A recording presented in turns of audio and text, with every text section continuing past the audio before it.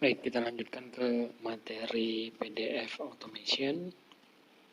Kali ini sebagai contoh kita akan mengambil sebuah teks atau beberapa teks dari sebuah file PDF. Sebagai contoh ini ada ebook dengan judul Leading Change. Kita akan coba ambil semua data teksnya, kemudian kita akan jadikan string di UiPath-nya.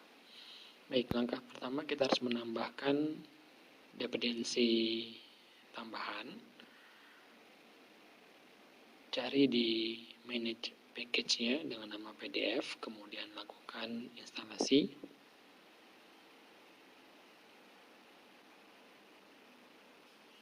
Oke, setelah muncul library-nya, kemudian baru kita tambahkan activity read PDF text.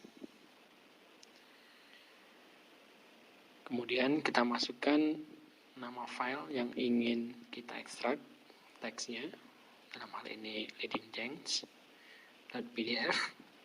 Kemudian di bagian output kita buat sebuah variabel, misal PDF extract, tentu saja dengan tipe data string di variabelnya. Lalu activity berikutnya kita coba langsung saja tampilkan menggunakan writeLine. Kita panggil variabel tadi PDF extract. Kemudian kita running. Oke.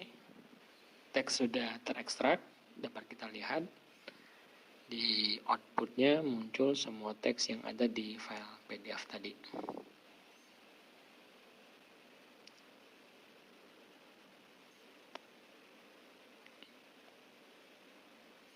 Baik, itu case pertama.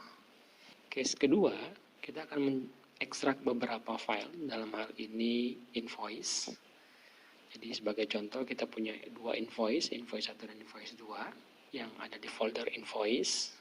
Kita akan coba ambil tanggal dari invoice-nya atau date-nya dan kita akan coba ambil totalnya. Jadi dalam hal ini date 15 April 2021 dan totalnya menyesuaikan dengan apa yang tertera di PDF-nya. Jadi ini dua contoh saja, tapi kalau nanti banyak pun tidak jadi masalah. Datanya akan kita ekstrak, kemudian kita akan simpan di dalam Excel atau workbook-nya. Dua data tadi. Jadi kalau ada dua file, kita akan simpan menjadi dua row di Excel-nya. Kolom invoice dan kolom invoice data dan kolom invoice total. Oke, kita coba tambahkan library build data table untuk membuat struktur tabelnya dulu. Kita buat tabel pertama atau kolom pertama dengan nama invoice date. Tipe datanya kita buat string saja. Kemudian oke. Kolom kedua kita buat invoice total. Kita buat string saja dulu, nanti kalau dibutuhkan menjadi integer silakan dikonversi menggunakan script VB yang ada. Data dummy-nya kita buang saja, kemudian oke. Ini menyesuaikan dengan struktur tabel yang kita inginkan pada akhirnya. Tentu saja di bagian output harus kita tambahkan sebuah variabel dengan tipe data table. Di sini kita kasih nama invoice. Activity kedua, kita akan coba membaca file yang ada di folder invoice tadi. Jadi menggunakan activity for each file folder. Nanti seberapa banyak pun file yang ada di folder itu akan dilakukan looping. Kita masukkan posisi foldernya, dalam hal ini invoice. Kemudian activity pertama di loopingnya yaitu menggunakan read PDF with OCR.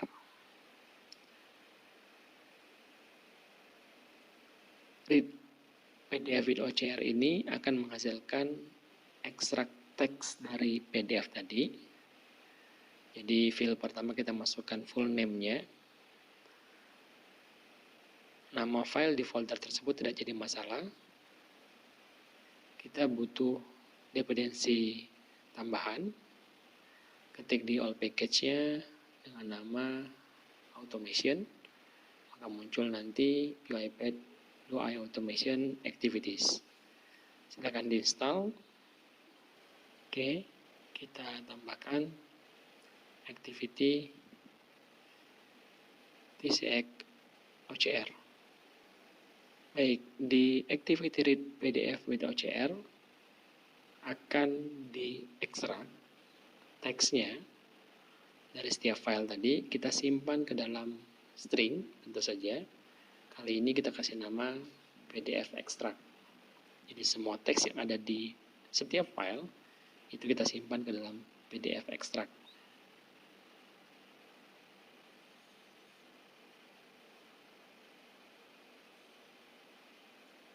Oke, kita coba tampilkan hasil dari PDF extract-nya menggunakan write line saja. Tepat di bawah activity read PDF with OCR tadi. Masukkan variabel PDF extract, kemudian kita coba running.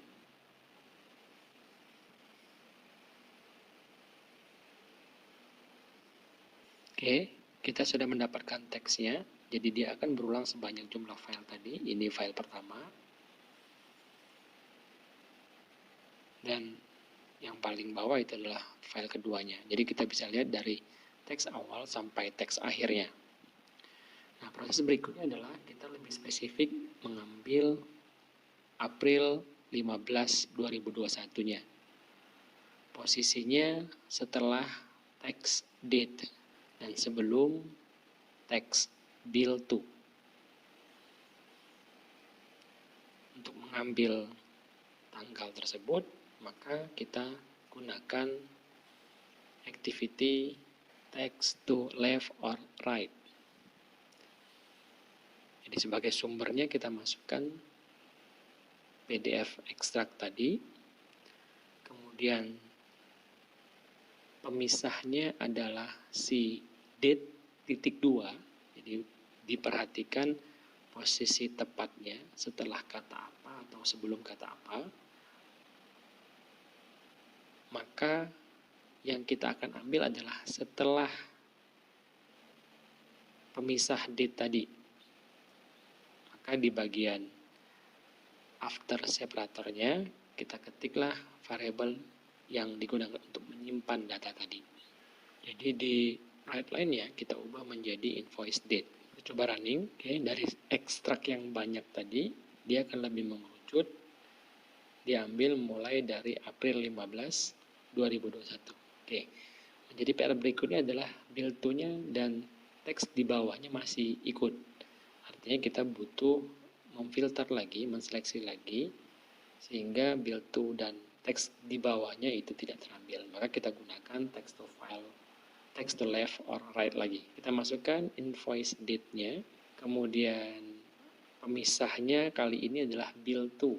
Kemudian kita pakai yang before, karena yang kita ambil hanya April 15, 2021-nya saja, sementara build to ke bawah itu akan kita buang. Kemudian kita gunakan variabel yang sama, invoice date, kemudian write line lagi. Kita coba running. Oke, April 15, 2021-nya sudah dapat. Begitu juga file keduanya. Ini kebetulan tanggalnya sama.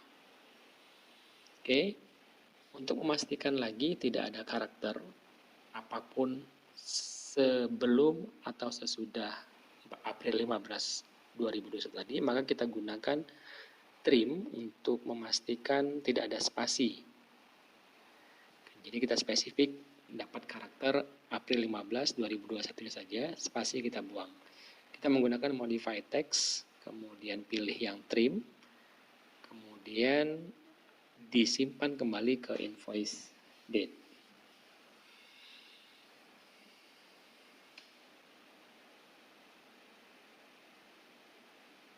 Oke, kita coba masuk ke teks kedua, dalam hal ini total. Jadi yang modify teksnya tidak perlu kita coba, karena otomatis dia akan menghilangkan spasi sebelum dan sesudahnya. Lakukan hal yang sama untuk total. Jadi diperhatikan posisi teksnya itu sebelum atau sesudah teks apa. Kali ini kita kembali mengambil PDF extract. Kemudian pemisahnya kali ini adalah total, titik 2. Berarti yang kita ambil adalah afternya. Karena setelah afternya tidak ada lagi teks, maka kita tidak perlu menambahkan activity text to left yang kedua untuk before-nya. Cukup nanti kita tambahkan modify text lagi untuk memastikan tidak ada spasi sebelum dan sesudah nilai totalnya tadi.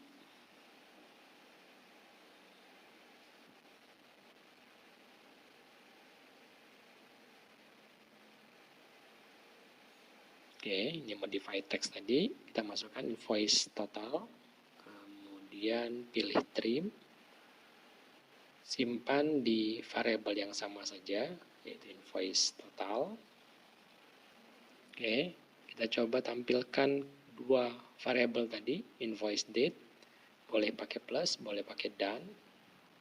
Kali ini biar bervariasi kita tambahin done saja. Invoice date, ada satu spasi, kemudian invoice total. Kita running. Oke, tanggalnya sudah dapat, totalnya juga sudah dapat. Itu file pertama dan yang di bawah adalah file keduanya. Oke, setelah mendapatkan teks yang tepat, kita coba tambahkan kedua kolom tadi ke setiap row di data table yang sebelumnya kita buat. Menggunakan activity data add data row, tambahkan invoice date dan invoice total, kemudian data table yang dipakai di awal itu adalah si invoice. Right line-nya kita hapus saja karena kita langsung mau outputnya berupa data Excel atau data outbook. Untuk bagian do-nya sudah selesai, biar tidak terlalu panjang. Si write ring workbook-nya, nanti kalau belum diinstal dependensinya, maka secara otomatis dia meminta install karena write ring workbook itu ada di dependensi Excel. Posisi activity ring workbook-nya di luar for each karena urusan ekstraknya sudah selesai, looping setiap filenya sudah selesai, maka terakhir tinggal dikeluarkan atau disimpan ke dalam workbook, masukkan nama data table-nya invoice, kemudian posisi filenya silakan disesuaikan saja. Ini saya hapus file sebelumnya. Oke. Kemudian kita coba masukkan nama filenya report.xlsx. Sheet-nya defaultnya adalah sheet 1. Nanti silakan disesuaikan. Sudah selesai, jangan lupa add header-nya dicek biar ada kolom judul kolomnya. Oke, kita running. Oke, setelah selesai, kita coba refresh Explorer-nya dulu untuk memastikan datanya sudah masuk atau belum. Oke, report.xls-nya sudah ada. Ini hasilnya sesuai dengan tujuan kita tadi, mengambil data invoice date dan invoice test dari invoice total dari dua file PDF yang sudah kita siapkan. Jangan lupa untuk PDF-nya harus sama formatnya biar activity-nya bisa diterapkan di semua file.